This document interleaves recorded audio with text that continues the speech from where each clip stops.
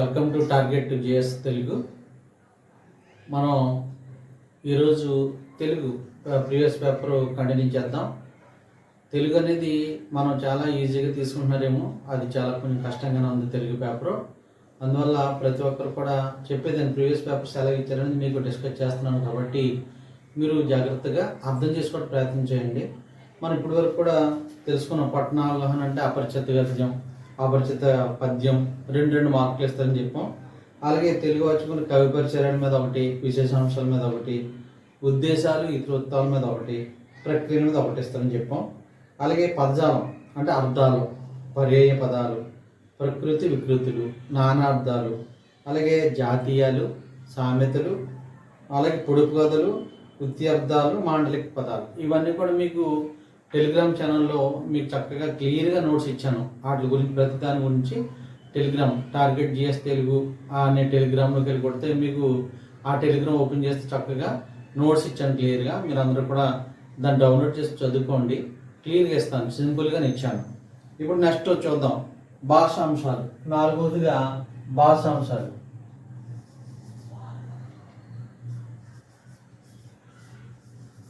ఈ భాషాంశాలు ఏమున్నాయంటే మనం చూస్తే భాషా భాగాలు ఉన్నాయి.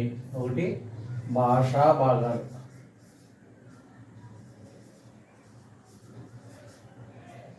రెండు కాలాలు, మూడు లింగాలు, నాలుగు పురుషులు, 5 విరామ చిహ్నాలు,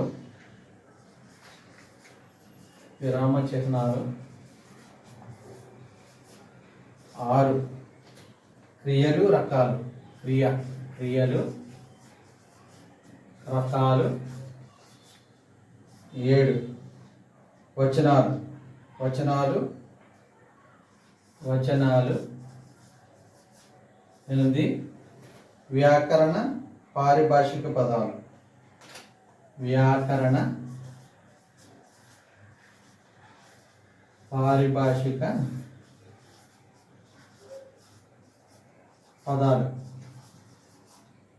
అలాగే ఇంకోటి 9 అక్షర విభాగంలో అచ్చులు, హల్లులు, ఉభయాక్షరాలు, ఇవన్నీ కూడా వేరే పార్ట్ నుంచి చెప్దామండి. ఇవన్నీ కూడా మనం ఇందులో చూస్తే భాషా భాగాలు, కాలాలు, లింగాలు, పురుషులు, విరామ చిహ్నాలు, క్రియలు రకాలు, వచనాలు, వ్యాకరణ పారిభాషిక పదాలు, ఇవన్నీ కూడా అండి జాగ్రత్తగా మనం చదవాలి. ప్రతిదానికి క్లియర్ చేస్తే ఒక్కొక్క దాని మీద ఒక్కొక్క మార్క్ అనేది ఇవ్వడం జరిగింది.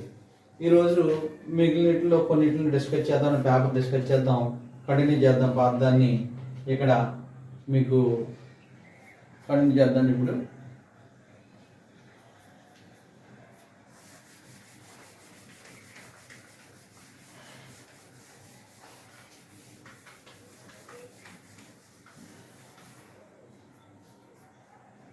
ప్రశ్న చదువుతున్నాను చూడండి. రాము నిద్ర లేచి కాలకృత్యాలు తీర్చుకొని అన్నం తిని బడికి వెళ్ళాడు. రాము చూడండి, మళ్ళీ చదువుతున్నాను చూడండి.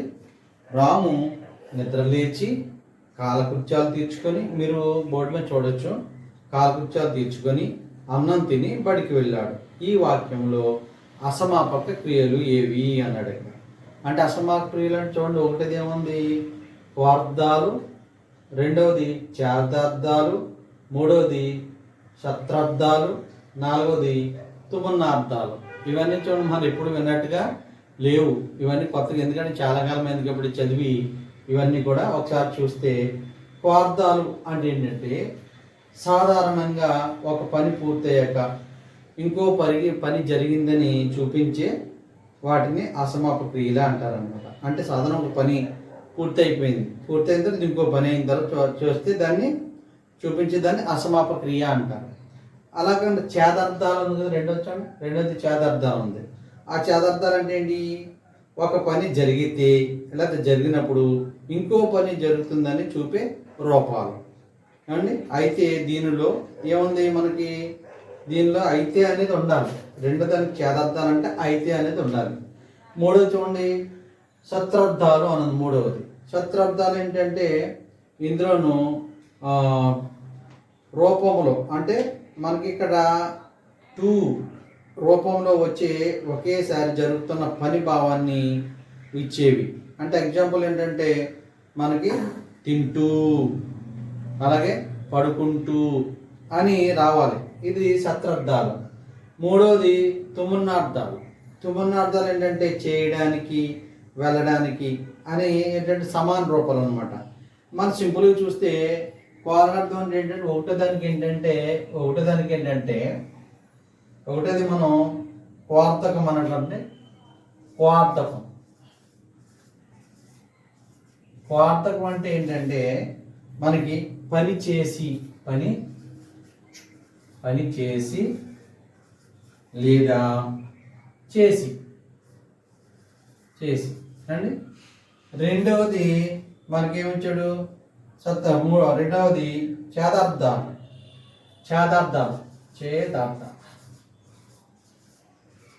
చేదార్థాలు అంటే ఏంటంటే మనకి పని చేస్తూ అన్నారు. పని చేస్తూ. మూడవది శత్రార్థాలు.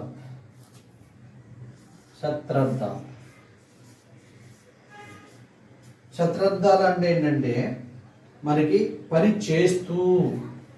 చేదార్థాల్లో మనకి ఏమొచ్చింది అయితే అని వస్తుందండి. అయితే చేదార్థాల్లో అయితే అని వస్తుంది. ఒకసారి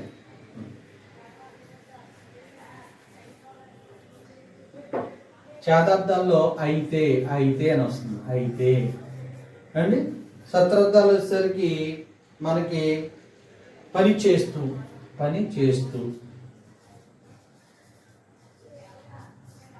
నాలుగవది మనకి తుమన్నార్థాలు ఉంది కదండి. తుమన్నార్థాలు అంటే ఏంటంటే చేయడానికి. తుమన్నార్థాలు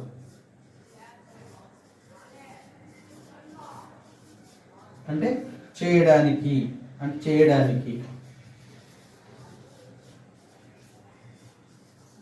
అది యాక్చువల్గా మనకి ఈ మీనింగ్స్ వస్తాయి. అంటే క్వార్థకం అంటే ఏంటంటే పని చేసి కానీ చేసిన తర్వాత అంటే అది ఇచ్చిన వాక్యానికి ఎలా ఉంది అనేదాన్ని చూడాలి. చేదార్థాలు అంటే అయితే అని రావాలి. శత్రార్థాలు అంటే పని చేస్తూ ఉన్నాడు. తమన్నార్థాలు అంటే చేయడానికి అని ఉంది. ఇప్పుడు ఒకసారి ప్రశ్న మరొకసారి చూడండి. రాము నిద్రలేచి కాలకృత్యాలు తీర్చుకొని అన్నం తిని బడికి వెళ్ళాడు. చూసారా? అంటే ఏం చేశాడు? నిద్ర లేచాడు, కాలకృత్యాలు తీర్చుకున్నాడు, అన్నం తిన్నాడు, బడికి వెళ్ళాడు. అంటే ఒక పని చేసిన తర్వాత ఇంకొక పని అని పని చేసిన తర్వాత అంటే నిద్ర లేచాడు, ఆ పని అయిపోయింది అక్కడికి. అలాగే కాలకృత్యాలు తీర్చుకున్నాడు, అది కూడా అయిపోయింది. అన్నం తిన్నాడు, అది కూడా అయిపోయింది. బడికి వెళ్ళాడు అంటే పని చేసి అని వచ్చింది కాబట్టి మనకి క్వార్థకం అని అవుతుంది. అర్థమైందండి? పని చేసి అని వచ్చింది కాబట్టి క్వార్థకం అని అవుతుంది. చూడండి, ప్రశ్న జాగ్రత్తగా చూడండి. అర్థమైంది కదండి? అలాగే ఇంకన్నీ కూడా మనం జాగ్రత్తగా ఇలాగ ఆలోచించాలండి. అయితే అని వచ్చింది అనుకోండి, అందులోనూ మన చేదార్థము. అలాగే పని చేస్తూ ఉన్నాడు అన్నాడు వచ్చింది అనుకోండి, శత్రార్థాలు అవుతుంది. లేదా తుమన్నార్థాలు అంటే చేయడానికి వెళ్ళాడు. ఇలాగా ఒకదాని తర్వాత ఒకటి ఏది వస్తుందని చూడాలి. పని చేసిన తర్వాత ఒక పని అయిపోయిన తర్వాత రెండో పని మొదలెట్టు కాబట్టి క్వార్థకం అని ఆన్సర్ వస్తుందండి. ఇవి వినటానికి మనకి చాలా కొత్తగా ఉన్నాయి. అయినా కొంచెం జాగ్రత్తగా మీరు అర్థం చేసుకోండి. సపోజ్ ఈరోజు దీని మీద ఇచ్చాడు, అయితే తర్వాత వేరే దాంట్లో చేదార్థం రావచ్చు, చతురార్థం రావచ్చు, తమన్నార్థాలు కూడా రావచ్చు. అందువల్ల మీరు జాగ్రత్త ఒకసారి దీన్ని ఒకసారి చదవండి. చదివితే కనుక మీకు చక్కగా అర్థమవుతుంది. అలాగే నేను నా టెలిగ్రామ్ ఛానల్లో పీడిఎఫ్ పెడుతున్నాను, దీనికి సంబంధించి మీరు అందరూ కూడా జాగ్రత్త దాని నుంచి డౌన్లోడ్ చేసుకుని చదువుకోండి. ఇప్పుడు నెక్స్ట్ క్వశ్చన్ చూద్దామండి. చూడండి, నెక్స్ట్ క్వశ్చన్. ధృతం మీది హల్లుతో కూడుకొనుటను ఎలా అంటారు? ధృతం మీది హల్లుతో కూడుకొనుటను ఎలా అంటారు అంటే చూసారు కదండి ఎలా ఉందో. ఫస్ట్ది ఏమొచ్చింది? త్రికం. రెండవది ఉపోత్తమం. మూడవది ఉపత. నాలుగవది సంశ్లేష అని వచ్చింది. అవును కదండి? మొదటిది త్రికం, రెండవది ఉపోత్తమం, మూడవది ఉపత, నాలుగవది సంశ్లేష. ఇంకెక్కడ ధృతం మీది హల్లుతో కూడుకొనుట. ధృతం అంటే ఇక్కడ తెలుగు వ్యాకరణంలో ఆ ఈ ఏ అనే సర్వనామాలను త్రికం అంటామండి. ఏమండి వీటి మీద హల్లుతో కూడినప్పుడు త్రిక సంధి జరుగుతుంది. అర్థమైందండి. దీర్ఘాలు ఆ ఈ ఏ ఈ వీటిని మనం ఏంటంటే సర్వనామ త్రికాలు అంటారు. అందువల్ల దీనికి ఆన్సర్ ఏం చెప్పండి? త్రికం. మొదటిది త్రికం అనేది ఆన్సర్ అవుతుంది. ఓకేనండి. మొదటిది త్రికం ఆన్సర్. త్రికం త్రికం ఒకటది ఆన్సర్. ఓకే అండి. తర్వాత నెక్స్ట్ క్వశ్చన్కి వెళ్దాం. తాళవ్యాలు. మీకు అక్కడ ప్రశ్న చూడండి. తాళవ్యాలు అంటే అని ఇచ్చాడు. మొదటిది కంఠము నుండి పుట్టినవి, 2 నాలుకను అంగిలికి తాకిస్తూ పలికేవి, 3వది దౌడ భావం నుండి పుట్టేవి, 4వది పెదవ సాయంతో పలికేవి. చూసారా? అంటే సింపుల్. తాళవ్యాలు అంటే ఏమిటి అనేది ఫస్ట్ మనకు అర్థం తెలియాలండి. అంటే తాళవ్యాలు అంటే ఏంటంటే మనం నాలుకను అంగిలికి తాకిస్తూ పలికేవి, నాలుకను అంగిలికి తగిలిస్తూ పలికే వాటిని మనకి తాళవ్యాలు అంటారు. ఈ తాళవ్యాలు అంటే ఏంటంటే ఏముంటే చెప్పండి మీరు? చ చ అని పలకండి. చ నాలిక అంగిలికను చ ఛ, మళ్ళీ జ జ షే యా ఇవన్నీ కూడా అంగిలి తగులుతున్నాయి కాబట్టి ఇవన్నీ కూడా తాళవ్యాలు అంటాం. ఏంటంటే నాలుకను అంగిలికి తాకిస్తూ పలికే వాటిని తాళవ్యాలు అంటారు. అంటే ఇది ఆప్షన్ సెకండ్ ఆప్షన్ కరెక్ట్ అండి. ఓకేనండి. Second option right answer. Next question చూద్దాం. ఇక్కడ ఒక పద్యం ఇచ్చాడండి. ఈ పద్యం ఇచ్చి దాన్ని వరుసలో అమర్చండి అన్నాడు. మీరు ఏం చేస్తారంటే దీనికి మనం ఎక్స్ప్లెయిన్ చేయటం ఏముండదు, కానీ 1 నుంచి 5 తరగతి వరకు ఉన్నటువంటి పద్యాలని మీరు చదవండి. చదివితే కనుక అందరికి తెలుస్తుంది. ఒకసారి చదవండి అంతే. చదివితే ఇది ఆర్డర్లో అమర్చండి అన్నాడు దాన్ని. అందువల్ల మనం దాన్ని ఆర్డర్లో పెడితే తెలుస్తుంది. నెక్స్ట్ క్వశ్చన్ చూద్దామండి. రుణార్ణం పదంలో సంధి ఏది? రుణార్ణం. చూసారా? రుణార్ణంలో సంధి ఏ పదం? రుణార్ణం పదంలోని సంధి ఏదన్నాడు. ఒకటది సవర్ణ దీర్ఘ సంధి, 2వది గుణసంధి, 3వది వృద్ధి సంధి, 4వది యానాదేశ సంధి అన్నాడు. ఏమండి చూసారుగా? సవర్ణ దీర్ఘ సంధి, గుణసంధి, తర్వాత వృద్ధి సంధి, యానాదేశ సంధి అనేది ఇక్కడ ఇచ్చాడు. ఇక్కడ ఏంటంటే మనకి సులభమైన వివరణ అంటే రుణ ప్లస్ రుణము. రుణ ప్లస్ రుణము ఏమవుతుందండి? రుణార్ణము అవుతుంది. రుణార్ణము.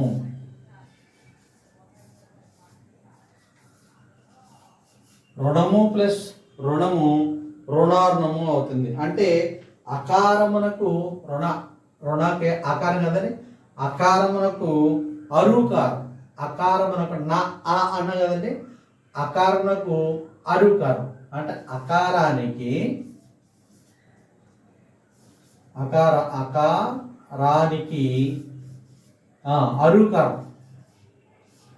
అరుకారం. అకారానికి అరుకారము పరమైనప్పుడు అర్ అర్ అని ఏకాదేశం ఉంది అని వస్తుంది. ఇది ఏంటంటే గుణసంధికి సంబంధించినది. గుణసంధి అండి. మీకు అందులోనూ సాధారణంగా కొద్ది చోట్ల వృద్ధి సంధి ప్రత్యేకం సూత్రం ఉన్న ప్రాథమిక మాత్రం గుణాన్ని తెలుస్తుంది కాబట్టి రుణార్ణము అనేది దానికి గుణాన్ని తెలియజేస్తుంది కాబట్టి గుణసంధి అని చెప్తాం. మీకు సంధుల గురించి అన్నీ కూడా మీకు క్లియర్ నోట్స్ ఇస్తానండి. జాగ్రత్త చదువుకోండి. ఓకే అండి. తర్వాత నెక్స్ట్ దానికి మనం డిస్కస్ చేద్దాం. క్రింది వాటిలో చూడండి. క్రింది వాటిలో చతుర్థి తత్పురుష సమాస పదాలు. క్రింది వాటిలో చతుర్థి తత్పురుష సమాస పదాలు. ఒకటో చూడండి ఏమిచ్చాడు? భిక్షాపాత్ర, 2వది శాస్త్రవేత్త, 3వది పడక కుర్చీ, 4వది వేట కుక్కలు. అంటే ఆ అని ఇచ్చాడండి భిక్షాపాత్ర. ఆ అనేది శాస్త్రవేత్తని ఇచ్చాడు. ఈ అనేది పడక కుర్చీ ఇచ్చాడు.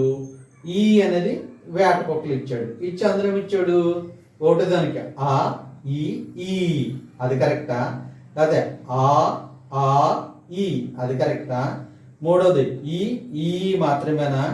నాలుగోది ఆ మాత్రమేనా అని అని ఇచ్చాడు. ఆప్షన్స్ ఇచ్చాడు కదండి. అంటే ఇక్కడ మనం ఏం చేద్దామంటే ఇందులో తెలుసుకోవాల్సింది ఏంటంటే వీడేమన్నాడు, చతుర్థి తత్పురుష సమాస పదాలు, చతుర్థి తత్పురుష సమాస పదార్థాలు అన్నాడు. ఇక్కడ మనం చెప్పాలంటే ఇక్కడ చూస్తే ఇక్కడ సులభమైన కొరకున్ కై అనేది కొరకున్ కై, కొరకున్ మనం నేర్చుకుంటాం కదండి, ఇది విభక్తులు. కొరకున్ కై, ఇక్కడ కొరకున్ కై అనేది చతుర్థి విభక్తి అండి, చతుర్థి విభక్తి. కొరకున్ కై అనేది చతుర్థి విభక్తి. అంటే ఇక్కడ పడక కుర్చీ అంటే పడక కుర్చీ, ఒకటో చూడండి, ఒకటిదే ఉంది పడక కుర్చీ అంటే ఒకటో ఎన్నోది ఉందండి, పడక కుర్చీ అనేది ఇక్కడ ఈ అని ఉంది కదండి. పడక కుర్చీ అంటే పడక కుర్చీ అంటే దేనికి కుర్చీ? పడక కొరకు కుర్చీ అండి, పడక కొరకు కుర్చీ అని అర్థం. దీని అర్థం ఏంటంటే పడక కొరకు కుర్చీ అంటే ఇక్కడ కొరకు అని వచ్చింది కదండి. కొరకుని కానీ కై కానీ వచ్చినట్లయితే దాన్ని చతుర్థి విభక్తి అంటాం. విభక్తులు చెప్పినప్పుడు మీకు చెప్తాను ఇది క్లియర్గా. పడక కొరకు కుర్చీ. రెండవది తర్వాత ఈ ఏం చేయడండి, వేట కుక్కలు, వేట కుక్కలు అంటే కుక్కలు దేనికోసం అండి? వేట కోసం. అంటే వేట కొరకు కుక్కలు, వేట కొరకు కుక్కలు అండి. అంటే ఇక్కడ కూడా కొరకు వచ్చింది, ఇక్కడ కూడా కొరకు వచ్చింది. అంటే ఏంటి? చతుర్థి విభక్తి. చతుర్థి విభక్తి ఎక్కడ ఉందండి? ఇందులో మనం చెప్పాలని సమాసంలోను ఈ రెండిట్లోనూ ఉంది, ఈలో ఉంది, ఈలో కూడా ఉంది. అంటే ఏంటి? పడక కుర్చీ ఒకటి, వేట కుక్కలు ఒకటి, ఈ రెండు కూడా రైట్ ఆన్సర్. ఇది ఎక్కడ ఉంది చూడండి, మనకి మూడో దాంట్లో చూడండి ఈ మాత్రమే అన్నది కదండి, అది రైట్ ఆన్సర్ అవుతుంది. చూసారా, ఇవన్నీ కూడా తెలుగు అనుకుంటున్నాం కానీ ఎంత కష్టంగా ఉందో చూసారా, ఇది అలా ఉండదండి. నెక్స్ట్ తర్వాత మనం చూస్తే ఇంకోటి నెక్స్ట్ క్వశ్చన్ చూద్దామండి. మనం చదువుతున్నాను. బాణం రాహువు కోరవలె భయం గొలిపింది. బాణం రాహువు కోరవలే భయం గొలిపింది. ఈ వాక్యం ఆధారంగా జతపరచండి అన్నాడండి. అంటే రాహువు కోర ఆ ఇచ్చాడు, దాని ఎదురుగుండా సమాన ధర్మం అని ఇచ్చాడు. ఆ ఏమి ఇచ్చాడు? వలే అని ఇచ్చాడు. రా వచ్చి ఉపమేయం అని ఇచ్చాడు. ఈ భయం గొలిపింది అని ఇచ్చాడు. లా ఏమి ఇచ్చాడండి? ఉపమానం అని ఇచ్చాడు. ఈ ఏమి ఇచ్చాడు? బాణం అని ఇచ్చాడు. దానికి వా ఎదురుగా ఉపమా వాచకం అని ఇచ్చాడు. అండ్ ఇందులోను ఫస్ట్ది ఆ ఒకటేది అంటే 1 2 3 అండి. ఒకటేదిరా ఆ వా ఈ యా ఈ లా ఇలాగ ఆప్షన్స్ అని ఇచ్చాడు. 4 ఆప్షన్స్ చూడండి, టైం వేస్ట్ మనం చెప్పుకోవటం. చూడండి ఇప్పుడు మీకు దీని ఆన్సర్ ఎలా ఉంటుందంటే చెప్తాను చూడండి ఒకసారి. అందులోను ఒకసారి చూడండి, మళ్ళీ ఒకసారి ప్రశ్న చూడండి. బాణం రాహువు కోరవలే భయం గొలిపింది అన్నాడు. రాహువు కోరవలే భయం కొలిపింది, వలే అన్నాడు. అక్కడ గుర్తుపెట్టుకోండి, అర్థం నేను చెప్పేది. ఇక్కడ రాహువు కోర అంటే దేంతో పోల్చబడిందండి? రాహువు కోర అనేది ఉపమానం, అంటే పోల్చబడింది, వస్తువుతో పోల్చబడింది కాబట్టి రాహువు అనేది ఉపమానం. రాహువు అనేది ఏంటండి? రాహువు కోర, రాహువు కోర ఇది ఉపమానం. ఉపమానం అంటే ఏంటండి? వేరే వస్తువుతో పోలి చెప్పినట్లయితే దాన్ని ఉపమానము అంటాము. వలే అంటే ఉపమా వాచకం. అంటే బేస్ అనమాట అండి. వలే అంటే ఉపమా వాచకం. భయం గొలిపింది, భయం గొలిపింది అంటే భయం గొలిపింది. దేనివల్లండి? భయం గొలిపింది కాబట్టి సమాన ధర్మం. వలే భయం గొలిపింది అన్నాం కాబట్టి ఇక్కడ సమాన ధర్మం అండి. భయం గొలిపింది అనేది సమాన ధర్మం అండి. ఇంకోటి బాణం. బాణం అనేది ఉపమేయం. బాణం ఉపమేయం అండి. ఉపమేయం. బాణం అనేది ఉపమేయం. ఇక్కడ అంటే మనం వర్ణించే వస్తువు. ఉపమేయం అంటే ఏంటంటే మనం వర్ణించే వస్తువు అని అర్థమైందా? మనకి రాహు కోర అనేది ఉపమానం. వలే అంటే ఉపమావాచకం. భయం గొలిపింది అంటే దానికి కంపేర్ చేస్తుంది కాబట్టి సమాన ధర్మం. బాణం అనేది ఉపమేయం. అంటే ఉపమేయం అంటే ఏంటంటే మనం వర్ణించే వస్తువుని ఉపమేయము అని మనం అంటాం. అలాగే ఉపమానం అంటే ఏంటంటే పోల్చబడిన వస్తువు. అర్థమైందండి? పోల్చబడిన వస్తువేమో ఉపమానం అవుతుంది, అలాగే వర్ణించే వస్తువేమో ఉపమేయం అవుతుంది. అర్థమైందా రెండింటిని? ఇది పోల్చబడిన వస్తువు, ఇదేమో వర్ణించే వస్తువు. సమాన ధర్మం ఏంటండి? అక్కడెక్కడ మనం ప్రశ్నలో ఏం చూసాము? రాహువు బాణం రాహువు కోరవలే భయం గొలిపింది.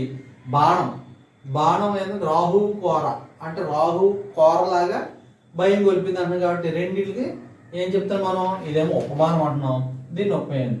కోరవలే భయం గొలిపింది అనేది సమాన ధర్మం, వలే అనేది ఉపమా వాచకము అవుతుంది. దాన్ని బట్టి మీరు ఇక్కడ ఇచ్చిన దాన్ని బట్టి చూడండి.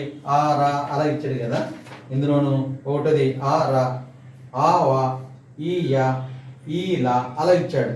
అంటే ఇవన్నిట్లో ఏది కరెక్ట్ అయితే అది మీరు చూడండి, పెట్టుకోండి, తెలుస్తుంది. ఇన్ని ఇచ్చిన దాన్ని బట్టి ఆన్సర్స్ ఎలాగ వస్తుంది. ఓకేనండి. తర్వాత నెక్స్ట్ క్వశ్చన్ చూద్దామండి. ఇది గొనకొని వీడు నీకును శకుంతలకు బ్రియ నందనుండు సే పద్యపాదానికి సే అక్కడ వరకు ఇచ్చాడండి.